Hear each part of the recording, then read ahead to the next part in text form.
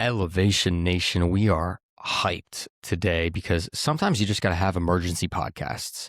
And this is an emergency podcast because this guy we met at our speaking engagement down in Palm Beach, literally 2.5 weeks ago. And we loved his energy. We loved his vibe. We loved his story. And so Parker and I, we moved some things around to have an emergency podcast with the one and only Braxton Bartlett. Welcome to Elevation Nation. We are so excited to have you join our community, join our world, and more importantly, just spend more time hanging out with you, man, because one evening was not enough. So we are just honored to welcome you to Elevation Nation, Braxton. What's going on, brother? Hey, we're doing good, man. I appreciate the kind intro, guys. Appreciate you guys having me on. Like you said, it has been a little bit of last minute. So obviously, when it's right and when it's meant to be, you make things happen, you make it shake. So thanks, guys, for having me on. Of course, the world always brings together good people. I believe that wholeheartedly. And honestly, for you, uniquely for you, you saw us in action at the gentleman's table, and you saw us in action doing what we do best and elevating a room, not on a podcast, but in person. And Braxton, you were one of the guys that was like, okay, you were like raising your hand up front during the little icebreaker rapid fire. I was like, okay, he's going to be engaged. He's into it. But I thought it was really cool to see you consistently engaged throughout the whole thing, because I know it's a lot of up and down and everything in between. Got to give us the feedback. Did you like it? Did you walk out of there elevated? Listen, you guys, clearly this isn't your first rodeo. Definitely not your first rodeo. When you meet somebody who is just like through and through an extrovert, like they're just an extrovert, you can talk to people, you can meet people you don't know. They always tend to bounce off of each other. So, when Brad from Modern Gentlemen hosted the event and, flew you guys down and, you guys made some time in your schedule, it's one of those things where you just hit it off with people, right? You see the message they're putting out there. You see the energy they're bringing to an event. And listen, I understand public speaking or speaking in front of a crowd, no matter how big the crowd, is not always the easiest. So the fact that you guys were able to, do it without a hitch, it didn't look super rehearsed. It looked natural. Kudos to you guys. And, obviously here we are now being able to connect and talk a little bit more. Totally. Obviously, it wasn't our first go. We have a little practice at it, and we're glad you enjoyed it. Brad put on an amazing event, and Sam and I walked away very, very inspired. But Braxton, we're here now, a couple weeks later on Elevation Nation. We start every Elevation Nation podcast the exact same. We've done 450 plus of these.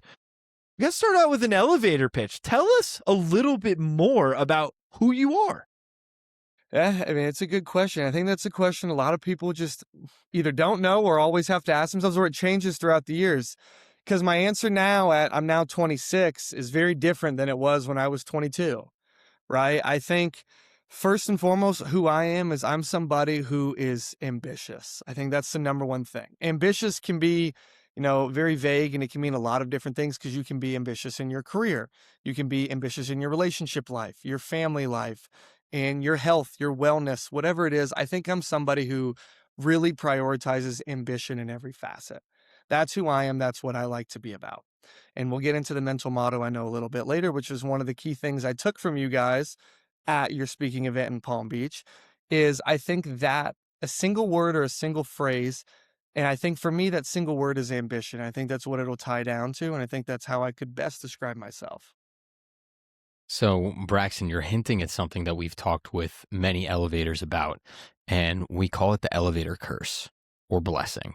And we have this debate with multiple people, and folks that come on and join Elevation Nation, we like to say they are all ambitious, right? In all facets of life. That's kind of what unites all of us, that hunger and that desire to do more, get the most out of life, and become the best versions of ourselves.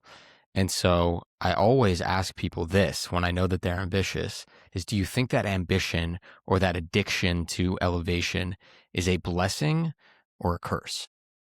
Yeah, that's a great question. I think it's a two-sided coin. I think that you're asking the wrong question. I think the question you need to be asking, when is enough enough? Because if you're somebody who's ambitious, but this is my exit, this is where I want to be, and then I'm done and I'm cruising, and take finances, because that's probably the number one thing people are ambitious about. What's your number of money you need to make? after that, are you pulling the brakes? Are you chilling? Are you going to live a low cortisol life in Europe? Or are you somebody who is so addicted to it that it becomes an unhealthy obsession? I think being ultra ambitious is phenomenal as long as you have your limits. As long as you know, once I hit this point, then I'm going to dial things back. Then I think you can actually appreciate the fruits of your labor. However, on the adverse, if you're somebody who's constantly pushing, constantly going, and you never really get to appreciate the fruits of your labor, and it becomes a never-ending cycle, I think that can be a curse. So I think it's very nuanced. I got to follow up on that before Parker jumps in because I think that's a beautiful answer. And I'll tell a quick story. I was telling a colleague this actually last night at dinner. When I was growing up, I grew up in fine, middle class family. We were good. But I remember I came up with a very weird, strange litmus test that was a goal for where I wanted to be, with my career. And I don't know if you guys have something, but I remember vividly, I was like a freshman or sophomore in high school, and my mom would be shopping on the weekends for groceries, right? And we always made 2 stops. One at like the local, normal, kind of run of the mill grocery store. And we bought pretty much everything there. And then one at Whole Foods just for like 1 or 2 things that were nicer, right? Fish, better fish, or whatever. And I remember being like, I want to make sure, this sounds so weird. I don't know if I've ever shared this on the podcast. I want to be in a position where I don't have to think that way, where I can just like buy for convenience and go.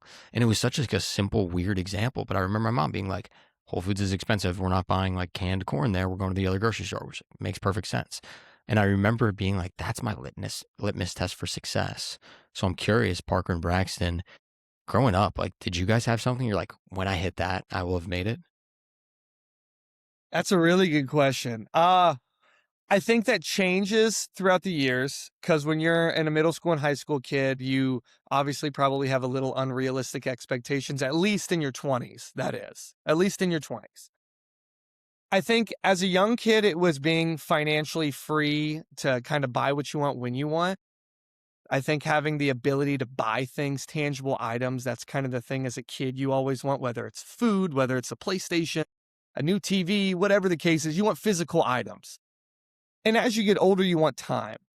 You want to have so much, I guess, money, so to speak, so much flexibility that you have the freedom of time.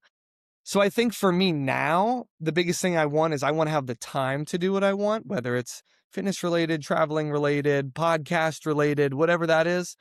But I do think it's a evolving thing because you asked my litmus test as a kid, I would have loved the newest PlayStation or the newest video game or something like that. And that obviously changes. I mean, it completely changes with time. I mean, I remember growing up. I mean, I grew up similar to Sam, very comfortable, secure family. But, I had some very much luxuries that my parents gave me, whether it be private school, summer camp. We lived in a nice house with a pool. My dad drove really nice cars. We had really fancy things. And you know what? Parker's being really relatable right now to the broader audience here. Well, Absolutely. I mean, I'm going to be very vulnerable here, and it all came crashing down during the 2008 financial crisis when we went from living in a very, very nice life that was sheltered, and it was completely taken away when my family was like, wait, we can't afford our house. We can't afford these things. We can't afford these luxuries. And then at 12 years old, I had to look myself in the mirror and be like, wait, I always thought that's what I wanted. It was the material things that would make me happy. And then when it was all taken away, I was like, wait, Yep. what really makes me happy? What makes my parents happy? Because they had it. Now they don't have it. But you know what? They're still pushing on. They're still trying to make a life for my sister and I and a life for themselves. And so that completely at a young age reframed values. And then you you grow up and then you graduate from high school or college or wherever it might be. And then you start doing it for yourself. And you realize what, you actually value and what you want. And to your point, Braxton, I think where is the point where you're like, oh, I need to put an end goal or be able to get to a point where I'm like, you know what, that's enough. But oftentimes I also think it's a trap, where you can get to a point and you're like, wait, I thought 5 years ago that was what I wanted to be, but now it's 5 years later and I have different Fair. responsibilities. I have different tastes. I have different things. So now I have to keep going and Fair. keep going. And then next thing you know, you live your whole life and you look backwards and you're like, wait, where did it all go? Yeah. Time You're went right. away. 100% right. 100% right. I think that kind of ties down to your family as well. Do you have a good woman in your life? Do you have good parents? Do you have a good support system with friends? Because if you've got all of that, and right, I grew up very comparable and similar to you guys, very comfortable, great families, loving families. If you have that as kind of your rock, you're never going to get an unrealistic head, or the likelihood of that happening is very, very low because you're grounded, you have your values. So that I think kind of is a mitigation to that potential problem, but obviously it's not a one size fits all. I find it a little bit hilariously ironic that we had this deep of a conversation, over dinner and over beers at quite possibly one of the nicest hotels in the country. Like it's funny to me, right? We have on the surface level, everyone wants to, have those fancy watches. Which again, shout out to the jewelry company that was there; they were amazing. To the clothing company that was there, incredible sponsors. But all that stuff is almost like a surface level benefit byproduct. I almost guarantee that we had the deepest conversation that's ever been had at the Colony Hotel. Because I think what's beautiful is we all recognize that is surface level luxuries that we enjoy and appreciate, but there's a level deeper that we wanted to get to as gentlemen. And for me, I think that's one of the most beautiful, ironic things that happened during that time. Yeah. Absolutely. Braxton, Absolutely. I got a question for you. I mean, you graduate. I know you were an athlete in college. You're 20. You said you're 26 years old. You're CEO of a business right now. You guys are crushing it. How do you stay even, like, how do you bring yourself back to a place when really crappy or shitty things pop up? Because that's inevitable in building your own business, right? You don't get to the successes without the challenges and the things that go the wrong way. And you're in it as a leader, a CEO of your own business. How do you keep a even keel mindset when those things come up? I think for me, I really embrace the things I personally enjoy. Personally. So for me, you mentioned sports. I played collegiate and professional basketball. Basketball was always something that's near and dear to my heart.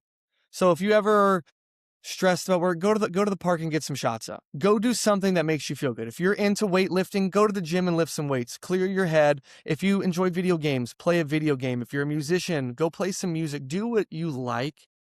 And when you do the things that you like, you never feel like you're kind of in a rut. So even when things would get a little shaky or a little difficult, you're still you. You're still embracing the things that you enjoy, the things you prioritize.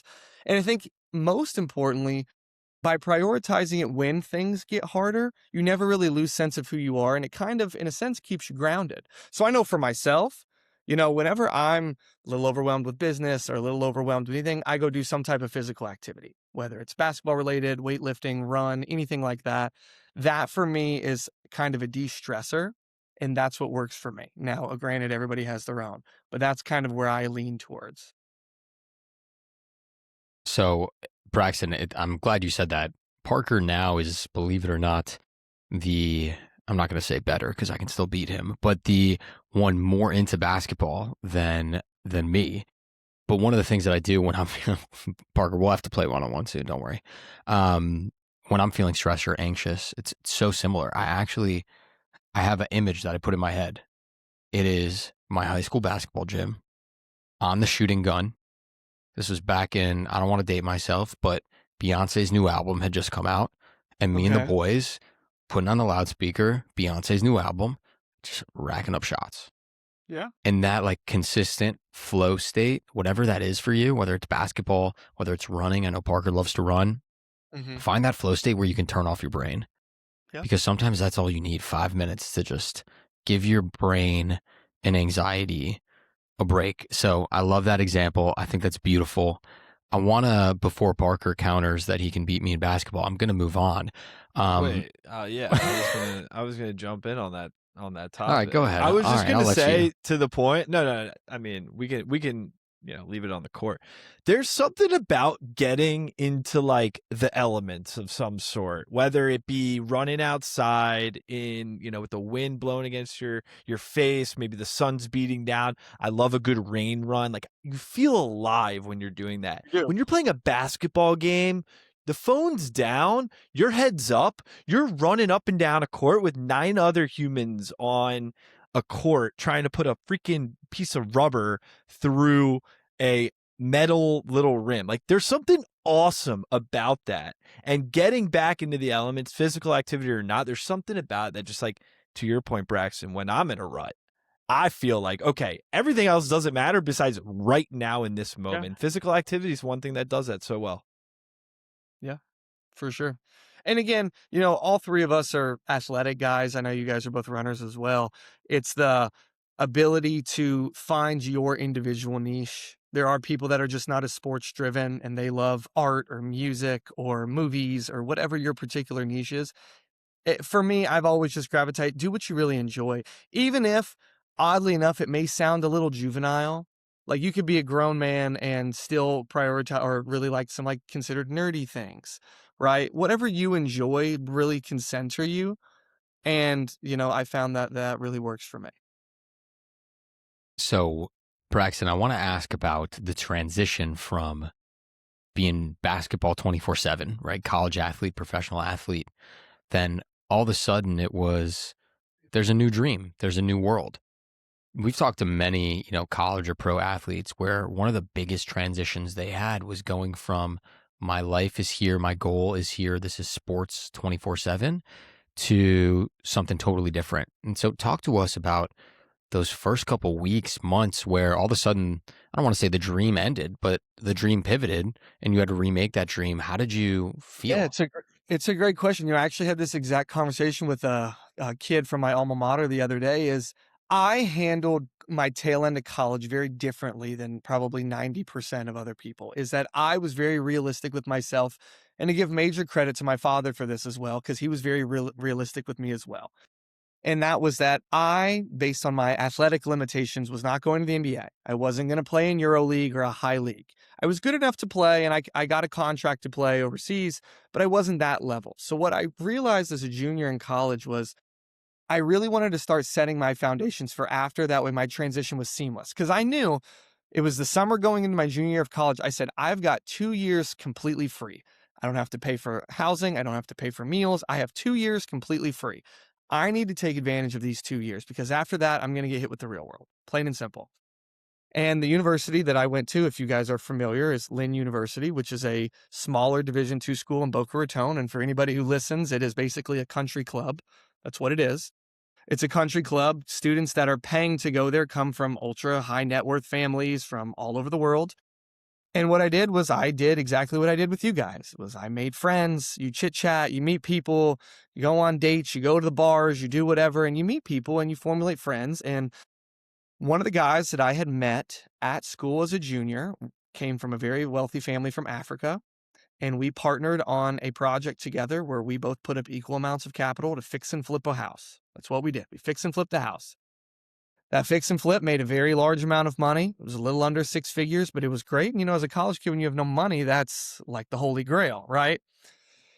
And I took that and I said, okay, now I've got a nest egg. I've got a little bit of cash that I can work with. I can play around with it. And little by little, you start stacking. You start stacking and you start doing that kind of stuff. So I handled it in a way that when I was in college, I set myself up for when I got out of college, I already had a little bit going for me that I wasn't thrown to the wolves, so to speak, which I'm sure you guys hear all the time is a very scary feeling and it's a very realistic scenario. I did not want that to happen to me.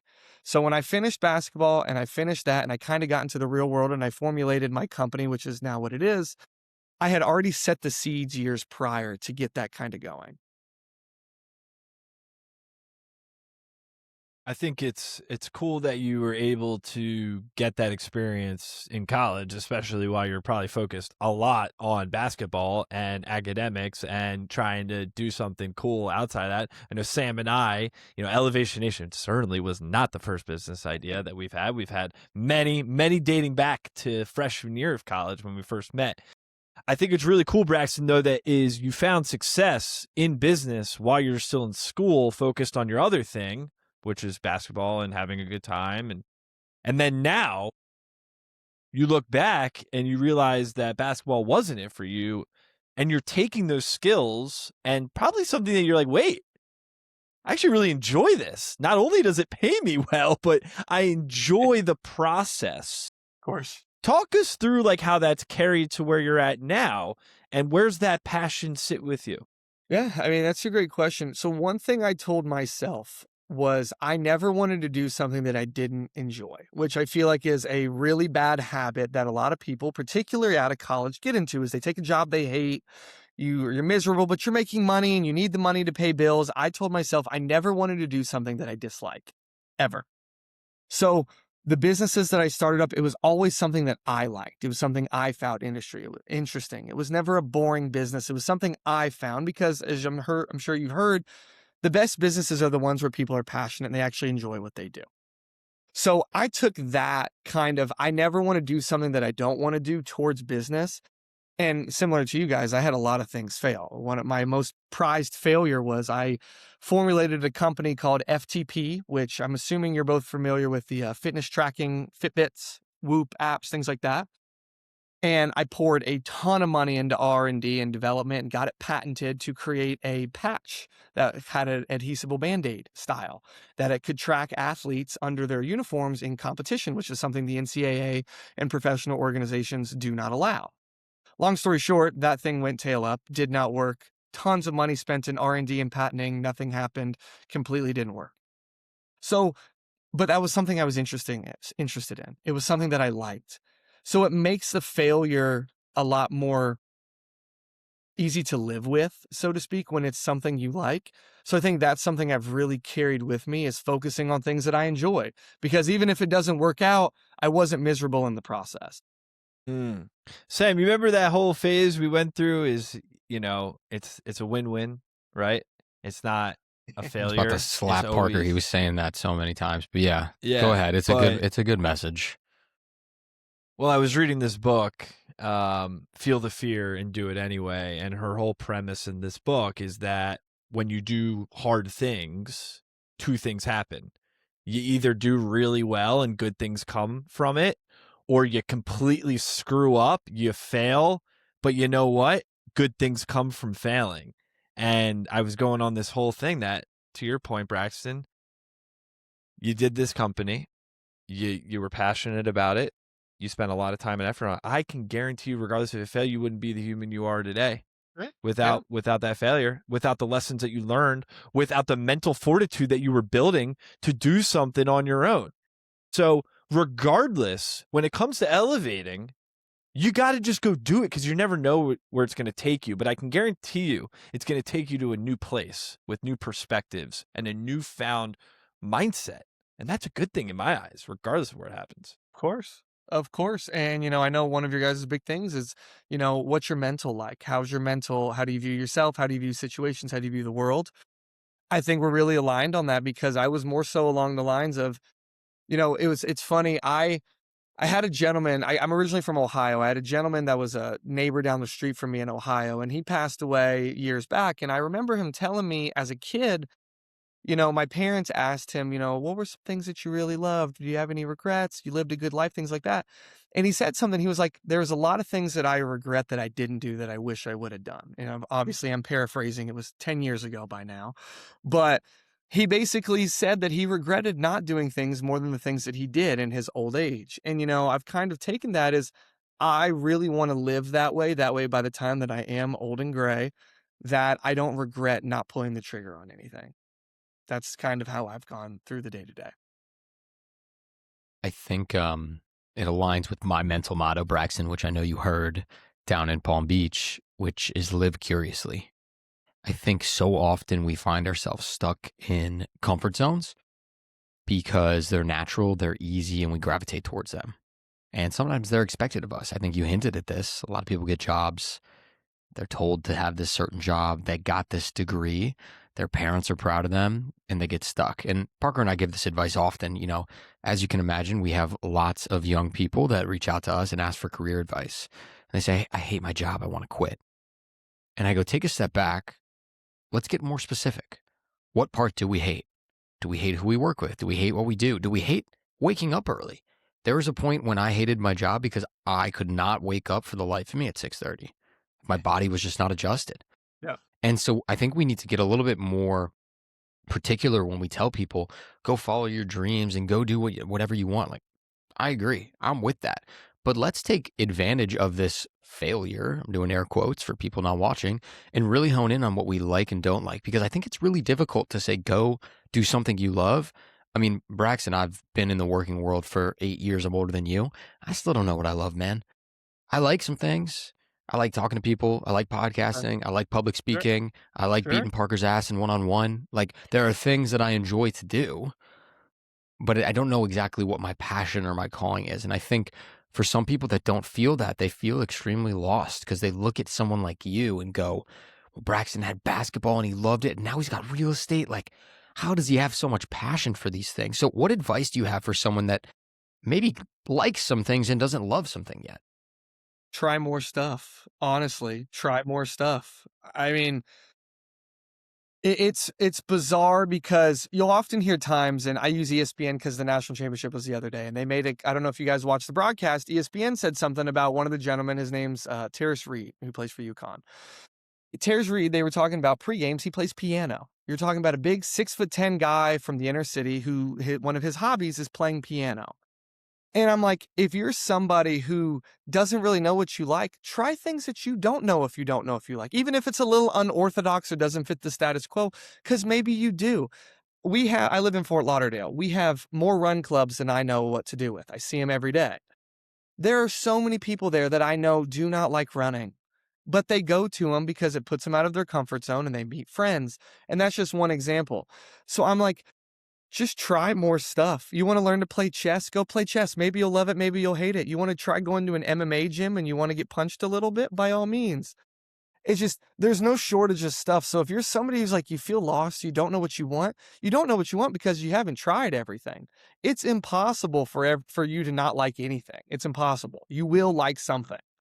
It's just, what do you like the least?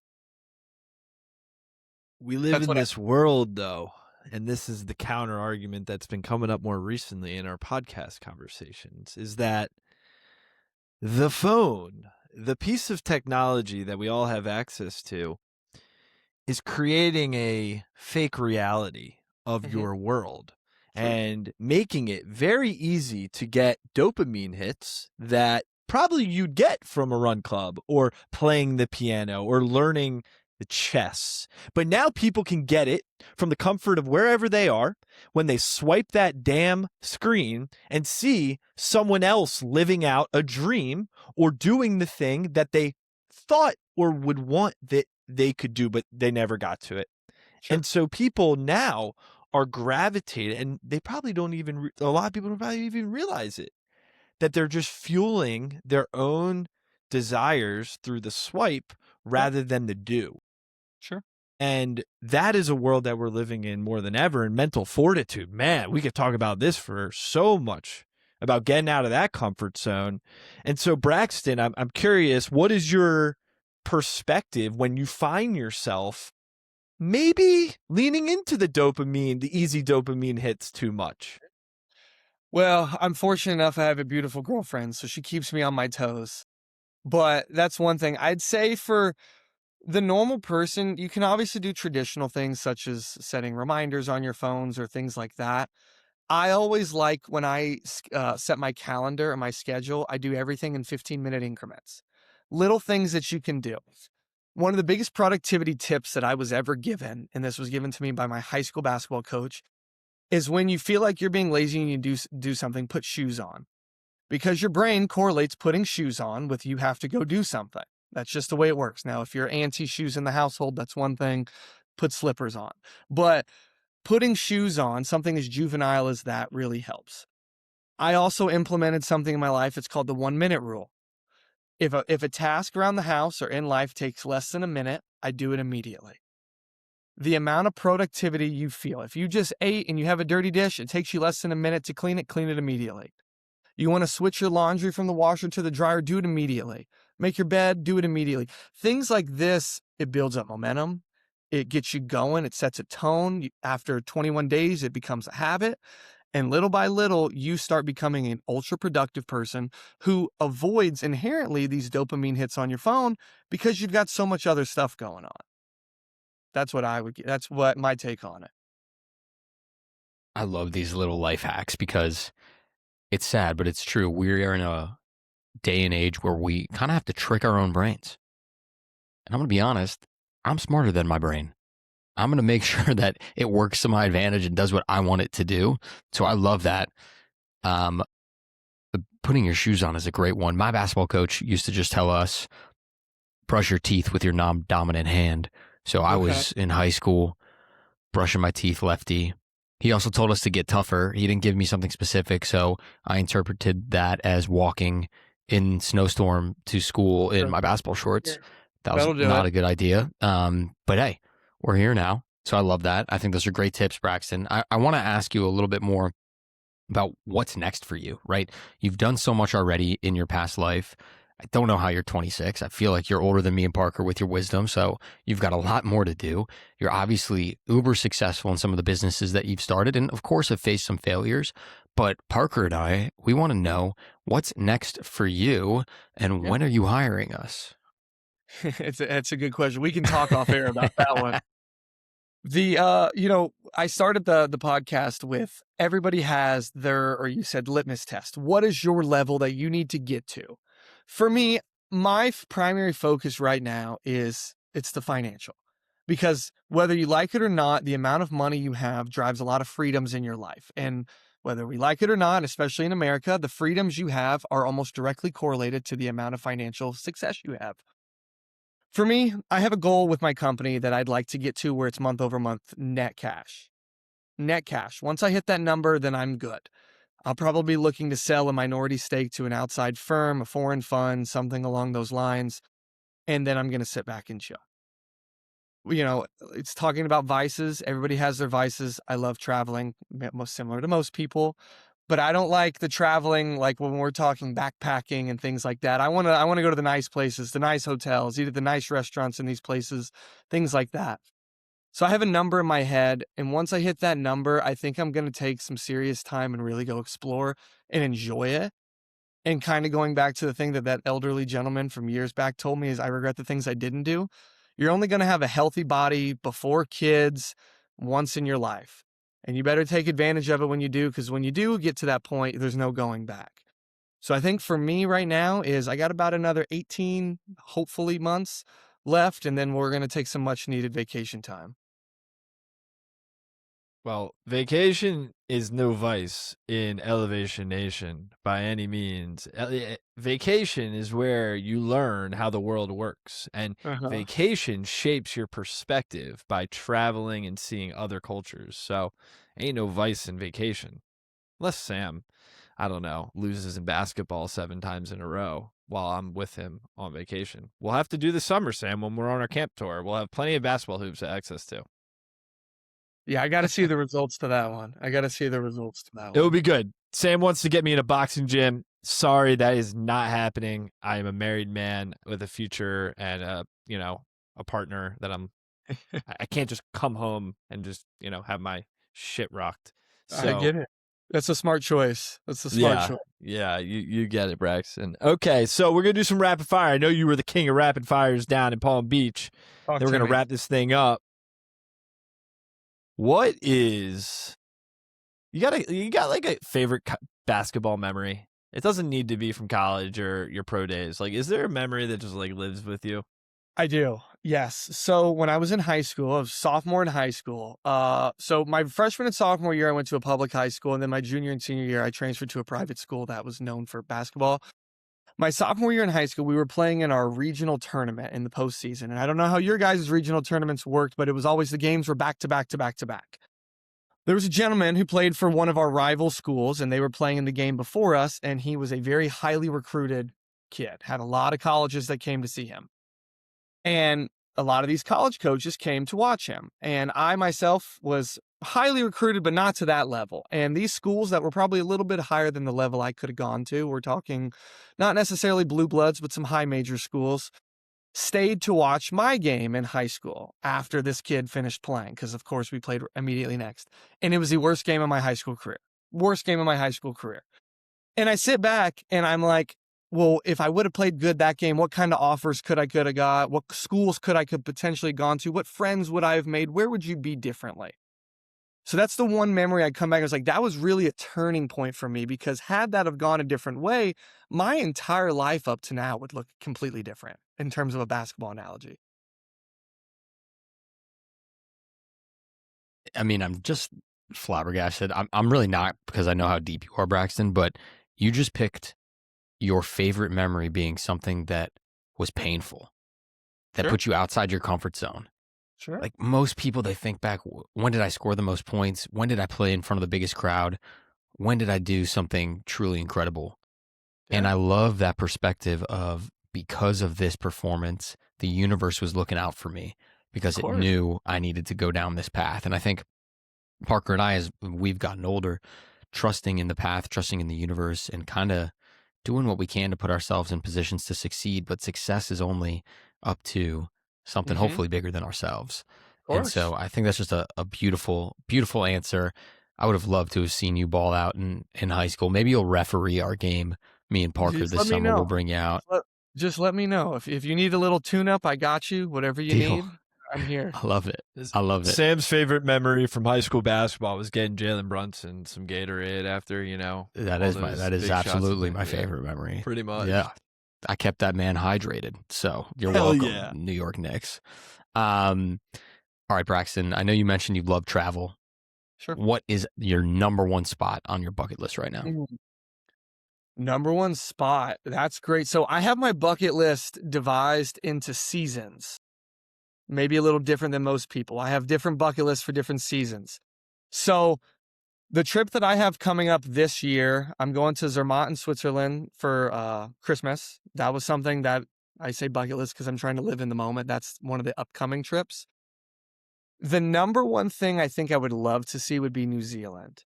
New Zealand, it's off the beaten path. It's beautiful. Everybody knows it's beautiful, but it doesn't get a lot of tourism. It's expensive and far to get to. So a lot of other people will go to a little bit more basic locations like Japan or a lot of places in Europe. I think New Zealand would be a place that I really could just find like peace and beauty and all that kind of stuff. New It's niche. Zealand, Niche. it's far. It's niche. They got volcanoes, a little surf action, great Yeah. food, great people. You speak Uh, English there. It's, Speak you know, English. Their it's summers just are winter, our winters their summer. So make sure you exactly. don't mix those up when you're doing your planning. Of course. You Of certainly won. All right, 2 more questions for you, Braxton. We'll wrap this thing up. We ask every single person who joins Elevation Nation. I have a full bookshelf now because of all of our recommendations. What's a book recommendation you got for Elevation Nation? Okay. Have you gotten a lot of David Goggins recommendations? Maybe 1 or 2. I actually don't even know if I have a David Goggins book on here, so give it to me. My favorite book, I'm telling you, changed everything about the way I view everything, was Can't Hurt Me by David Goggins. Can't Hurt Me. You want to talk about a book that is emotional, that lets you put yourself in somebody else's shoes. David Goggins is notoriously known for being one of the baddest motherfuckers on the planet, and that's what he's known for. And his book talks about him being a fat, overweight kid from a domestic violence family and becoming who he is today. You want to talk about a book that can really help shape your mental and make you feel weak as just a human being and make you want to be tougher? That book changed a lot of things for me. So I'd recommend Can't Hurt Me by David Goggins. Put that He's- one in the back burner. Sam knows. Sam knows. I've always found him very intense, but you've sold me. You've sold me. Yeah, no, I agree. He's a lot. But his book, this particular book, at least the beginning stages of it, when it kind of sets the foundation on who he is and you kind of correlate it to your own life and you take the little bits and pieces, it really is, there's a lot of philosophy put in there. There's a lot of psychiatric terms put in there and ways in which you're able to, really just dissect it and incorporate it into your own life. So I liked it. his story's crazy. It's a great book. Yeah, Parker, get it on the bookshelf. Now that you have a functioning bookshelf, about time. Thank God. All right, Braxton. Old bookshelf broke, but Braxton, there were too many books. Like literally. That's a good problem to have. That's a good Yeah, problem to have. it completely broke. I hopped on the podcast and all of a sudden it wasn't there anymore. Parker's like, dude, Okay. it snapped in the middle of the night. So yeah, we're glad Parker has a new bookshelf. Braxton, you know this. We end every podcast episode and every Elevation Nation workshop asking and helping folks come up with their mental motto. And if I remember correctly, you and Parker have a little bit of similarities in yours. So Braxton do. Bartlett, what is your mental motto? We do. And, one of your guys is one of the best things you did in Palm Beach at your speaking event was you asked the mental motto and it put a lot of people on the spot. So I myself am, and when I mentioned earlier, nerdy fictions or nerdy things I really love, I'm obsessed with the Roman Empire. I love it. And the old Latin phrase, audentis fortuna juvat, it translates to roughly fortune favors the brave. Going back to the very first thing you said about elevator pitch regarding myself, if you're brave, that's a synonym for ambitious. Those things kind of go hand in hand. I think if you're somebody who can be brave in every facet, relationship, business, athletics, friendships, all that kind of stuff, I think it'll work out for you more times than not. So that's what my mental motto is. Good Latin term. I love it. It fits you perfectly. We need to send you some more stickers so you can have your mental motto on an Elevation Nation sticker all over Fort Lauderdale and maybe one day New Zealand. Let's go with that. You slap a mental motto sticker in New Zealand. Braxton, man, just an honor to have you on. Obviously, the world, I believe, brings people together for certain reasons, and it is there's no coincidence in the fact that we met a couple weeks ago. It was purely reason. Maybe we won't know, or maybe we will find out in the future. But we're so grateful to have you on the podcast. Welcome you to Elevation Nation. Certainly not an ending, but just a start. Man, we're just so grateful. On behalf of Sam, myself, Elevation Nation, thank you, brother. Thanks, guys. Appreciate y'all having me. I'm sure we'll talk here soon. And I'll see you guys hopefully here in Florida at some point here soon. All right, All right, guys. Elevation Nation. Peace. Braxton, you're the man.